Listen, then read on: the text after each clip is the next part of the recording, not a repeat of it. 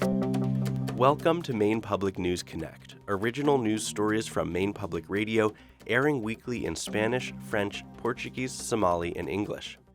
I'm your host, Ari Snider. Today is Friday, March 29th, and here are the week's top stories. Maine's gas and electric companies will no longer be able to disconnect customers during severe heat and other extreme weather events under a new measure signed by Governor Janet Mills. State regulators say the rule is an important step as climate change leads to more intense summer heat waves. During periods of extreme heat, air conditioning can be critical to keeping people safe.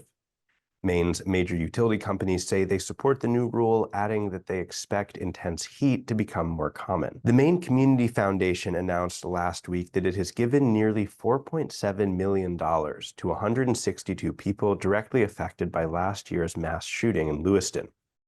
Recipients include relatives of those who were killed, people injured during the shooting, and people who were at the bar and the bowling alley where the attacks took place. Each applicant was supported by victim advocates, and their presence the night of the shootings was validated by law enforcement and medical providers.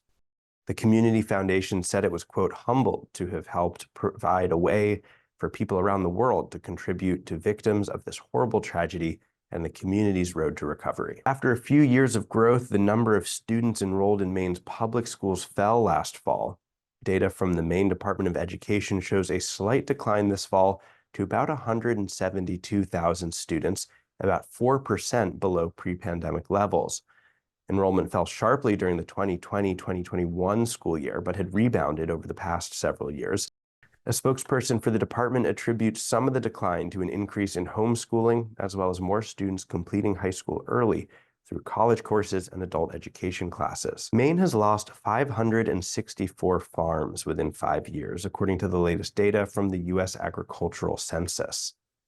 The state had 7,036 farms in 2022, the fewest number in at least 25 years. Farmers have been challenged by high production costs, labor shortages, and unpredictable growing seasons, said David Kent, president of the Maine Farm Bureau. And he said some farmers, particularly those in southern Maine, are facing pressure from developers to sell their land.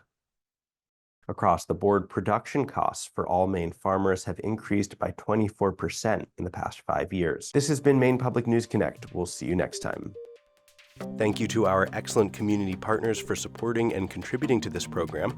Maine Public News Connect has been made possible by individual supporters and foundations from across Maine, as well as Koo and Patricia Yuen, cPort Credit Union, Hannaford Supermarkets, MaineHousing, and IDEXX.